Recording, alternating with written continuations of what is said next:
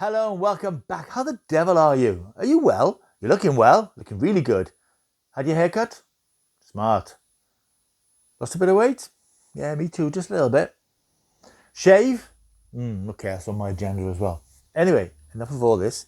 I'm here today for the purpose of unboxing.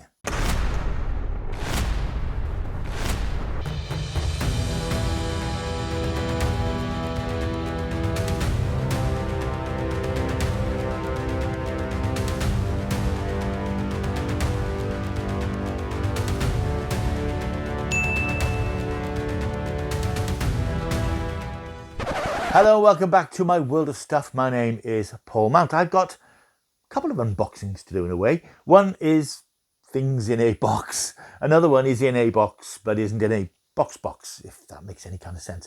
This is a new potential series I'm going to be running on the channel. As some of you, my regular viewers, may know, I occasionally do a physical media update video, which tends to include all the DVDs, Blu-rays, 4Ks and so on that I've picked up over the last month or so. Plus assorted other bits and pieces, books, comics, collectibles, various odds and sods that I think you might be interested in. However, I haven't really bought any new physical media, i.e. Blu-rays, etc. in the last few weeks. I can't actually think of the last one I bought. There's a few box sets coming out in the next few months, which I'm very much looking forward to. The 60th anniversary Thunderbirds release is coming up soon. Then we've got Blake 7 Season 2 and Doctor Who Season 13. So there's a couple of big boxy sets coming up. And I'm sure there'll be some other bits and pieces, but I just haven't been hunting for Blu-rays, as many people do. So I thought I would do something slightly different and do a video that's got nothing to do with DVDs and Blu-rays, which might mean that some of you will just say bye-bye and go and look at somebody else. But if you want to hang around, this is a new series which I'm proposing to run, he said pompously, called Collectibles Corner, where I just display all the odds and sods that I bought in the last few weeks, whether it's collectibles, books, comics, lots of comics this time, I'm afraid, and just chat about them. So if you're interested in that sort of thing and not just physical media as in films and things, then this might be a series that you're interested in. Again, I can't guarantee how often I'll do it. Very much depends on what I buy and when I have enough stuff to show you. So let's crack on with the very first in what I'm hoping will be a long-running new series. Right, so first thing up, it's this lovely little box that arrived today from Mr. Zavvi, which I haven't opened yet, but I'm going to open it for you. I know what it is. I ordered this last week, just moving some other things out of the way. I ordered this last week. I do like Zavvi. Zavvi do lots of really nice promotions, and occasionally they'll do really good things like 2 t-shirts for a tenner, or a t-shirt and a book and a DVD, or several books for £10 or something like that. And that's what this is. This is a selection of books which they were selling off last week, 3 for £10. And it's Doctor Who related. So that'll keep your interest going, Doctor Who related. And these are things which weren't necessarily things that I was desperate to get, but the deal was so good, as I said, they were 3 for £10, that it would have been foolish, if not downright rude, of me not to take them up on the offer. So as I try to open up this box, these are things which hope will be of interest. Right, we're there. The box is open. And here it is. Oh, it's nicely packaged. As I say, I do like Zavvi. I get a lot of stuff from Zavvi because they're not always the best at dispatch. I mean, I ordered these 10 days ago and they've just arrived, but it's all to do with stock, isn't it? There we are, in a nice bin bag, which I will keep for domestic use. Not one for wastage, me. And as I open it up, in fact, it's not a bin bag, it's a proper postal dispatch bag type thing. And as I open it up, I take out the items. Oh, they're big. Oh, blimey. In fact, they are not what I expected at all. In fact, they're certainly not what I expected. Here we have, and I'm very impressed, 3 for £10. Doctor Who books, written back in the 70s and 80s, largely by the late, great Mr. Terence Dicks. And a couple of years ago, a number of his best books were compiled into great big new chunky jumbo editions in hardback, later released in paperback. When I saw this deal on Amazon last week, 3 for £10, it included 2 volumes of Terence Dicks' books, The Essential Terence Dicks. And it clearly said in the advert, paperback edition. I thought, that's fine. When they came out in hardback, they were 25 quid. And I think you could get them for about 17, 18 quid. I just never got around to buying them. But they're now retailing paperback editions, I thought, for £3 for £10. They've arrived today. It's the hardbacks. It's a big, chunky, 25 quid hardback edition. Terrance Dicks, the Essential Terrance Dicks 1, the Essential Terrance Dicks 2, in hardback. I am flabbergasted. My flabber, I don't think has ever been quite as gasted, because I was expecting paperback editions. I'm astonished because I wasn't expecting this. This is 50 quid's worth of books when they came out that have effectively cost me £3.33, which is nuts. I actually have many of these in paperback anyway, but it's nice to have them in a nice big collected volume. This is volume 1, Doctor Who and the Dalek Invasion of Earth, which is one of my favourite classic era, certainly William Hartnell serials. Then we got Doctor Who and the Abominable Snowman. We got Doctor Who and the Wheel in Space. Interesting that this is in here because this was just reissued as a free gift with Doctor Who magazine a couple of months ago, and I did pick it up with a nice new cover, but it's in here as well. Doctor Who and the Auton Invasion. This is a massive nostalgia boost to this one because this was the first all-new Target book that came out in 1973. As many of you will know, the three 1960s Doctor Who books were repackaged and republished by Target in 1973, became bestsellers, and Target very quickly and very wisely pursued the option with the BBC of novelising more Doctor Who stories. And the Auton Invasion, based on Spearhead from Space, was one of the first to be released. We've also got Day of the Daleks, which is a terrific John Pertwee story. So I have to say, 500 odd pages of Terrance Dicks gorgeousness in hardback for £3.33. That's got to be a good one. And as I say, here's volume 2, also in hardback. Nuts. This has got the Genesis of the Daleks, Pyramids of Mars, Talons of Weng Chang, Horror of Fang Rock, and the Five Doctors. Now, I will say that these are from a little bit later in the range. Terrance was a great Doctor Who writer, but he did have a certain shorthand in the way he wrote his books. Not so noticeable with these, in fact, I will say that. Some of the later ones, the later Tom Baker ones like Invisible Enemy, Image of the Fendal, were very much he said, she said, they ran. But these ones do have a bit more depth and a bit more background to them. I think there was a point where he was the only person writing the Target books, so they were a bit formulaic. But these early ones, he did make a real effort to write them and write them well. And it's not beyond the bounds of possibility that I will actually sit down and read these again. So I've got many of them on paperback, but he was the master, really. And I just can't believe it's the hardback editions. Astonishing. Really pleased with that. Also, I picked up, and this is not necessarily one I would have bought, not at the $12.99 retail price, but for $3.99. This is called Doctor Who Origin Stories. This is the early lives of friends and foes as they've never been told before.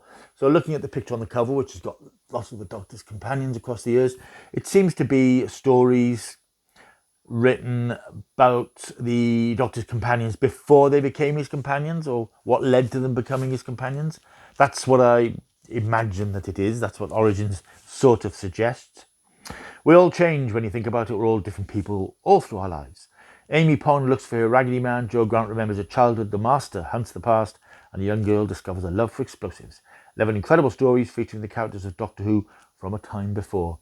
These are written by, one is written by Katie Manning, which is interesting. There's a few other names. Sophie Aldred's written one. I'll probably dip into that. What I should have said, incidentally, about these Doctor Who Terrance Dicks hardback books, not just the stories themselves in here, there are forewords. There's a foreword by Frank Cottrell Boyce, a very popular and well-acclaimed Liverpudlian writer who used to write for Brookside, and he's written for Doctor Who a couple of times, one particularly naff story. And the second book has got a foreword written by Robert Webb of Mitchell and Webb fame. This will be interesting to read because I know that he used to be a Doctor Who fan, and I know that he used to read Terrance Dicks' books. It's interesting. It's only a few pages, but it'll be interesting to read those forewords. So you could say I'm rather pleased with those three because they weren't what I was expecting at all. I was expecting the paperback edition. So to get the hardbacks, they'll look very nice on the shelf when I find room on my shelves, which are currently bulging. So yeah, very pleased with those. £10 for those three. I don't know if the offer is still on. You might want to fly over to Zavvi and have a look. I'm going to unbox this as well. I picked this up. I went to B&M Bargains last week. B&M, as you know, they do lots of sort of discount toys and franchise toys. Picked up lots of nice Marvel figures and things over the years, and they are now the exclusive distributors for the specialist Doctor Who range from character options, the little plastic figures. I don't go in so much for them these days. I like the figurines that Eagle Moss used to do, and they were so well done that I don't really fancy stepping back into the world of plastic figures again. But they do an excellent range of Marvel figures. And even though Marvel isn't a big thing anymore, certainly not in my life, I like the Marvel films. I still go and see them, but, you know, we're past the peak of Marvel. And there have been lots of figures coming out of characters that they look great. They're really nice, well-sculpted, well-crafted figures. But I don't particularly want them. But there's one character who is very difficult to leave on the shelf. And that is the Amazing Spider-Man. I picked this up at B&M last week. I was going to look for the new Doctor Who figures which have been released. I think there's a TARDIS and something else. Daleks, I think. Yeah, Daleks. Just to see if they're in stock, possibly to pick up another TARDIS. And I saw these figures. Now, I know that these have been out and released. They've not been in any B&M bargains near me, but I happened to be down in West Wales last week. Popped in to see if they had the figures, and they had a few of these. There were a couple of nice ones there. Captain America was there and Deadpool was there. Didn't have a price, but didn't know how much they were, so I took a chance, and I think this was £12.99. I thought it was £9.99, but it's actually £12.99. And I think it must have retailed at about 25 quid originally.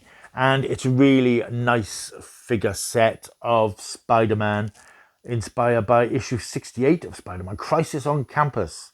And it depicts Spider-Man swinging through the city with student placards underneath protesting. Low rent dorm, students demand dorm reform, don't stall anymore. Lovely figurine. I sort of don't know whether to keep it in the box actually, because it is very nice. But the hell with it. I'm going to open it. So I'm going to rip this open here. As I said, this is a pilot episode in a way to see if anybody likes it or anybody enjoys it. It might be that it's of no interest, and that's fine. It all depends on feedback from you lovely folks. And of course, how many views it gets. If it only gets about 20, 30 views, then it's a one and done. But I'd like to think I can do this every few weeks because it's nice to get these things and to display them and to show them to you. Right, hang on, we're there. Well, I'm definitely going to open it now because I've ruined the box. Let's get this. They do pack these things away incredibly well. What I'm going to do, I'm going to pause this video now and I'm going to get this out and show it to you when it's free from its cage. A few minutes later. Right, after a considerable amount of swearing and wrangling and brandishing, skills us about, managed to get Spider-Man out of his packaging, and there he is. That's a lovely little figure. It's Spidey swinging on a bit of web and supported by a little metal rod up his back. I don't think he was like that in the comics, with the image of these protesting students underneath. He swings about a bit. That's very nice. I wouldn't have paid 25 quid for this actually, but I think for 10, 11 quid it's quite nice. And what you can do, because there's a sort of a diorama, and you can, and indeed I will, place it on that diorama where it's got Spidey swinging through the city to confront protesting students. Yeah, very pleased with that. As I said, I think it's a nice figure. And I think the detail on the Spider-Man is very nice. But probably not worth the 25 quid that it originally retailed at, so I was quite pleased to get it for £12.99. So there it is, Spider-Man, backdrop, lovely. As I say, I'm not massively Marvel. I like Marvel, but, you know, I accept, as most people do now, that the golden days are gone. But Spider-Man is an iconic figure, and that was a nice piece that I just wanted, basically. Right, Doctor Who, more Doctor Who stuff. Who doesn't like Daleks? Come on, we all love a Dalek. And I have many Dalek figures dotted around the house and in the cinema room and in various places. I think there's not a room in the house that doesn't have a Dalek in it. That's how it should be. I was just wandering around eBay a few weeks ago and I spotted one of these bad boys. This is a Product Enterprises Dalek from 2001. I think these came out before Doctor Who returned to the screens, when Doctor Who merchandise, as now, was quite niche. This is one of those lovely talking Daleks. I've already got a few of these in different liveries, but I like this gold livery, which is, of course, from the 1972 Day of the Daleks serial. This was the sort of the Dalek commander. And this is a really nice condition figure. It's only cost me about 12, 13 quid, something like that. I just managed to get it quite cheap because they're obviously out of production now. So if you want them, you got to sort of look on the secondary market. So I was quite pleased to get this at a reasonable price. Battery operated. I wasn't sure if it would still work after all this time, but I put batteries in, and sure enough, okay.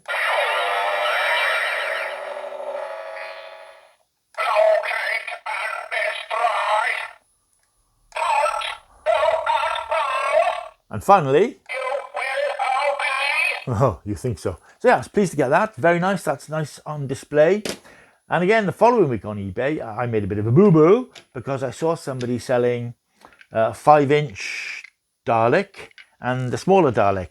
And for some reason, I don't know why, I thought this was a 5-inch Dalek. It's looks about 5 inches, but it's not. So I picked up 2 more Daleks. One was in fact a smaller version of that one. You got Daddy Dalek, Baby Dalek, Daddy Dalek, Baby Dalek. Different exterminating sticks. But yeah, the same livery, doesn't speak. But yeah, I had a lot of these when Character Options did the Doctor Who stuff when the show returned to the TV. They started doing more classic merchandise eventually. And this was one of the old style Daleks. I think I probably got one on the shelf up there. I'll have a look. I think I probably have. Yeah, I've got 2 up there actually. So I've now got 3 of these bad boys. What's wrong with that? And this is one of the little modern era Daleks from, I don't know which of the serials it's from, one of the David Tennant serials, I assume. One of the modern tanky Daleks with a black head. Very nice. I just like the Daleks. I had loads of these, all different types. I would army build, as they call it. I know it sounds crazy, but I had loads and loads of these things, and I got rid of a lot of them before I moved because it seemed at the time. But no, it's nice to have that. So that's the collectible sort of bits, really. A couple of books to show you, or 1 book and a magazine, and then I've got lots of comics. I won't go through the comics individually. I will just show you them en masse to show you what I picked up. This is a book which I was sent to a review from the publishers, Bedford Square Publishers. This isn't out until October, but I was sent it to review for Starburst magazine. It's called Who Me? How Doctor Who Changed My Life by David J. Howe. Many of you may know David J. Howe as one of the Doctor Who fans going back decades. He was in Doctor Who fandom right at the very beginning, as indeed was I to an extent. But David, being up in London, he forged connections with the Doctor Who Appreciation Society and the Doctor Who production team, went on set visits, interviewed lots of the stars and behind the scenes people. And he's lived with Doctor Who all his life. He set up his own publishing imprint, Telos Books. He does lots and lots of stuff to do with Doctor Who. And this is his story, I suppose. I don't know if you'd describe it as an autobiography. It's not so much about him and his life as him and his life with Doctor Who. I'm halfway through reading this. I won't review it in full now because I'll do a review for the magazine in the next week or so when I finished it. But it's very entertaining. It's charming. It's not it's not a massively detailed look at his life as a person, although it references key moments in his life, relationships and so on. But it's all really about him and Doctor Who and how he became involved in the show, how he started working on merchandise and, as I said, setting up his own imprint and being a major name in Doctor Who fandom across the years. And it's interesting to read and very nice to read because it takes me back to those early days of fandom. I was around when all this was going on, when the early fanzines were coming out, as I might have mentioned before. I was involved in a couple of fanzines, edited one for a while, which got me into writing for Starburst and various other places. And I think because I was in South Wales, I wasn't quite as in touch with the beating heart of Doctor Who fandom as many were. But I and a couple of friends, we sort of made inroads into doing things and writing stuff. But David, of course, was right in the middle of it, and he was involved in the conventions and all that early Doctor Who fan stuff. And it's very nice to be reminded of all that, particularly now when Doctor Who fandom is rather different, much more toxic and ugly and spiteful and vicious and entitled. This was at a time when people were just finding out about Doctor Who and the history of Doctor Who, which wasn't that well known at the time. And it's a reminder of happier days in the world of Doctor Who. This is out in October, 9th of October. It's coming out, and there'll be a review up on Starburst in the next couple of weeks. I'm going to show you a magazine. This is a bit of shameless self-promotion. I don't do much self-promotion really, which is one of the things I probably should do when I do something, but I just tend to sort of do things and, if people find them, they find them. This is a magazine which comes out every 3 months, I think, 3 or 4 months. It's a Canadian magazine, and it's sort of a fanzine, but it's very well made. It's called Chromakey, the magazine of cult television. This is edited by Bob Fennell and Richard Peavers. They're based in Canada, in Vancouver, I think. And they put together this magazine, which is sort of, A3 size. I'm terrible with print sizes and things, I haven't got a clue. But this comes out and it covers everything. It's a bit of everything. They do another magazine, Hootopia. But this is very much a cult magazine. Of course, Chromakey is the name for green screen, as it was back in the 70s on British TV. But it covers all sorts of classic TV. I'll show you the contents page, give you an idea of what's in this particular issue, which came out fairly recently. I will put an address in the description down below if you'd like to get hold of this or any back issues of the magazine. I think they're still available, and it will tell you exactly how to get hold of a copy. In fact, there's an address on the back, but I will put it in the description as well. And I just mentioned this one, as I say, shameless self-promotion, because I've been writing for this magazine a series of articles on Survivors, the 1970s post-apoc series, which I bang on about quite a lot, which I think I mentioned last weekend when I did my question and answer video. It was one of my favourite TV shows. And I've been chronicling the history of the series. In the previous issue, I did series 1. In this issue, season 2. I think in the one after next, it's probably going to be season 3. And then if Bob is interested, I will do a wrap-up looking at the reboot version from 2008. So that's available now if you're interested in a bit of cult TV. And it's, there's all sorts of stuff in here. It's very much a smorgasbord. You've got stuff here on Hammer House of Horror, Stargate SG-1, Space in 1999, Blake 7, Casino Royale, Star Trek. There's a bit of everything in here. So recommended, a nice little read. That's it really for all those bits and pieces. I've got some comics. I bought some comics. I know. Look at this. A lot of comics I bought. I keep buying these things as a nostalgia hit and then very rarely reading any of them. But I've read some of these. So I'll just show you them briefly. If you're interested in comics, this might appeal to you. If you're not, bye-bye. I'll see you soon. But might as well stick around to the end now, really. I picked up, these arrived last week. I'm going to read these. I've read the first one. It's good fun. This is a series of 6 comics from DC in 1988-89. Doc Savage. Now, some of you may remember Doc Savage, if not from his original incarnation in the 30s and 40s as a sort of a pulp hero character. You might remember the 1975 feature film starring Ron Ely, the former Tarzan. The film was a massive flop. And I will get around to watching it again. Actually, I haven't seen it for years, and I might do a review of it. But this is a cartoon version or comic strip version from 1988. Doc Savage, for those who don't know, he's a very early superhero. And he predates Superman and Batman as a sort of a superpowered hero righting wrongs. And Doc Savage is the man of bronze, as they called him. And he would travel with his group of assistants and friends, thwarting evildoers. And this is called The Discord Makers. It's a 6-part story that came out in 1988. What I like about this, and I've read the first issue, is that the art is acceptable to me. It isn't that modern, wild, crazy art. It's, proper story, properly framed and properly drawn. I don't know what happened to comics in the 80s, late 80s and 90s. It just became, I think it's the graphic novel thing. I think artists felt they had to move them away from being comics for kids and make them look more adult. And that's where comics and I part company, really. But I do like the nostalgia of looking at some of these things. So this is a series I've not read before, and I've read the first episode. It's good fun. So that's Doc Savage. I have read this. This is silly. I just picked this up. I had a fixation with Man-Thing. Sounds all sorts of wrong. He was a comic strip character from Marvel's horror period in the 70s. Their version of Swamp Thing from DC. But a man who turned into this muck monster, as I think they actually called him. And I came across this on eBay. It was only a few quid. Giant size Spider-Man and the Man-Thing from, I think, 75. Really good condition. To be fair, it's, 75. And it's written by Jerry Conway, one of the classic Marvel comic strip writers. He did a lot of Spider-Man stuff. Beware the Path of the Monster. And again, it's the classic comic strip look to me. It's just what I want comics to look like if I'm going to read them, which is why it's the old comics that I buy. Art by Ross Andrew.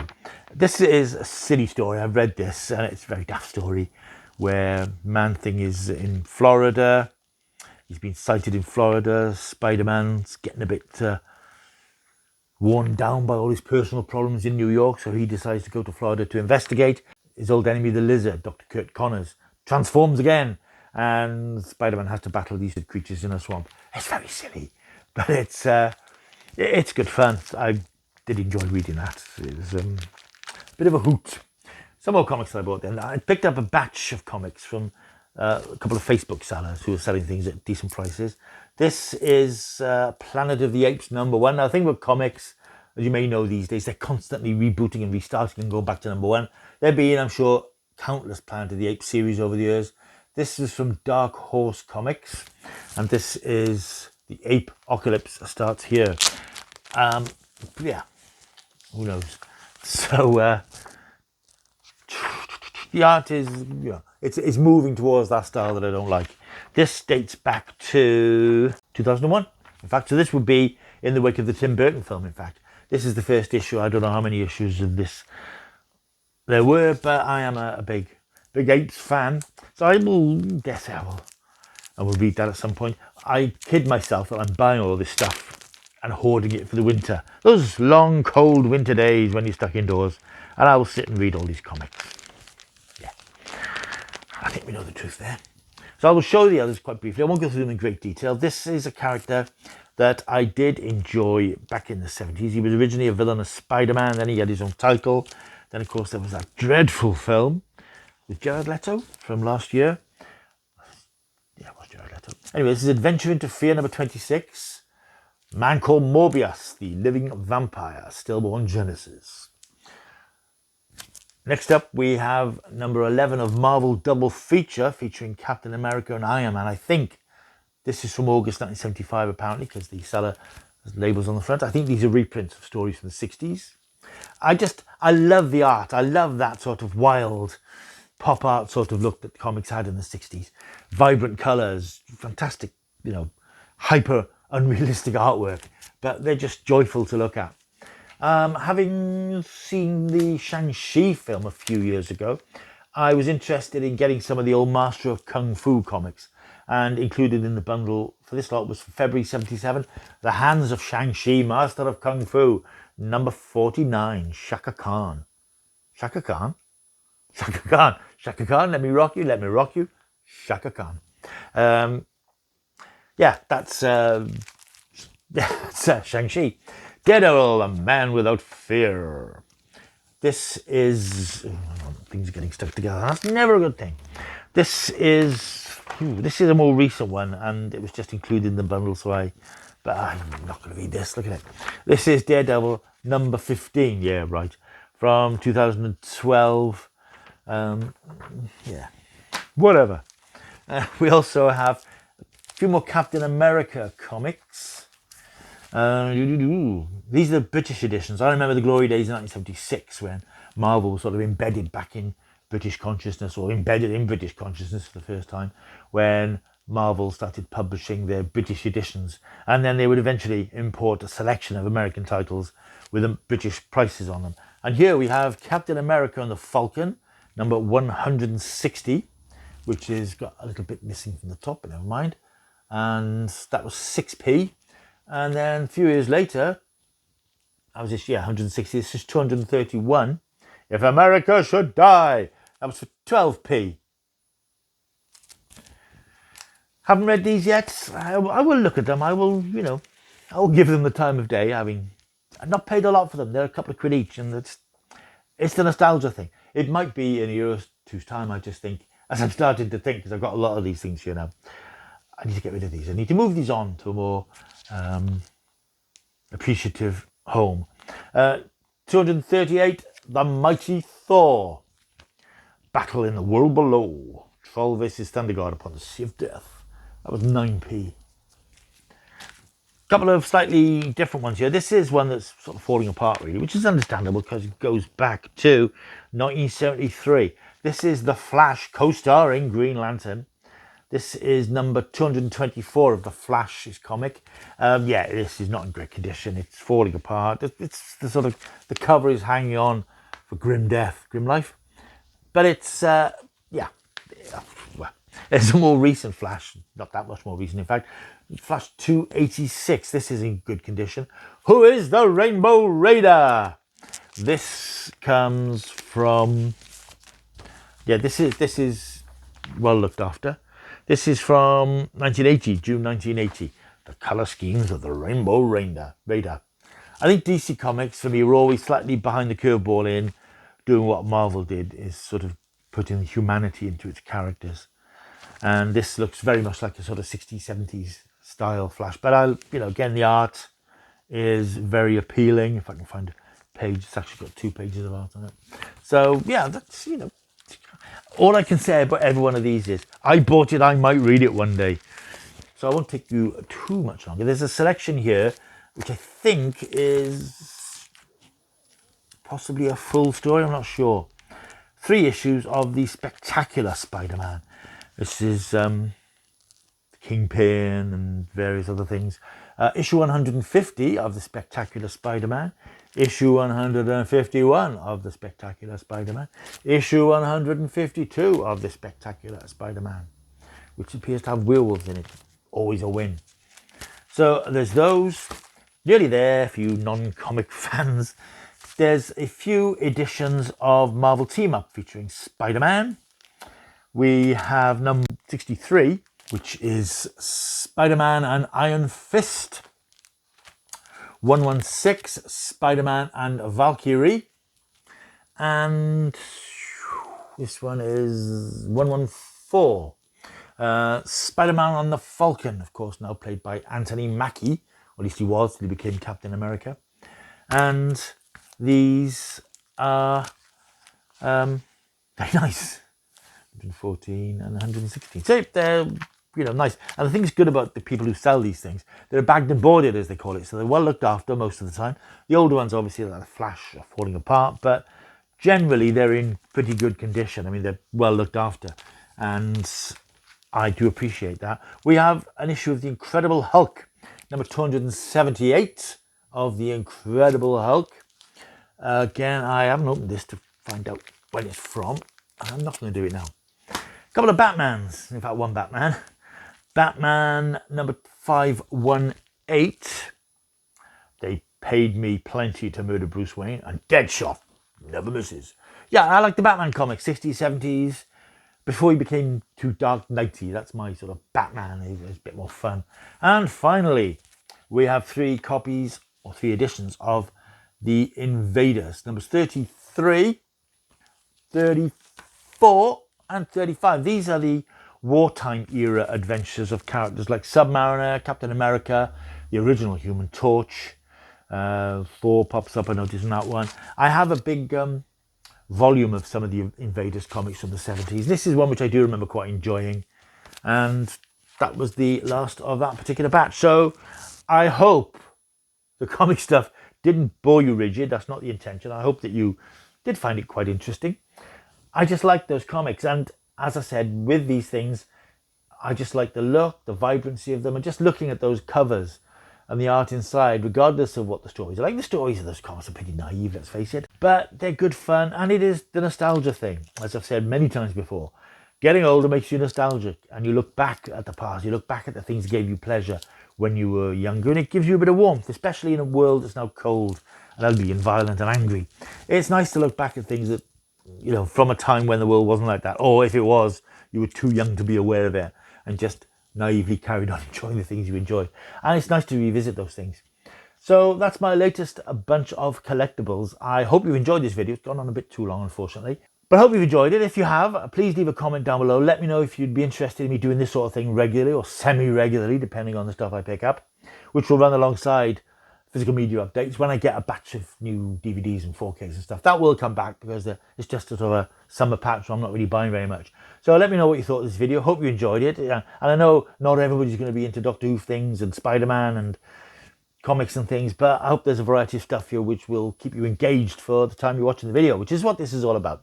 So if you have enjoyed it, why not like and subscribe to the channel? Yeah, there was always going to be a catch. It doesn't cost you anything. It's not like Netflix or Amazon. You don't have to pay anything. You just click on that subscribe button, please. And if you can't be bothered to do that, there's a QR code there. Just aim your camera at the screen and it will register you and you're caught in my web of stuff. Right, thank you for watching. Hope you've enjoyed. Let me know. I will see you soon. Until I do, keep taking the stuff.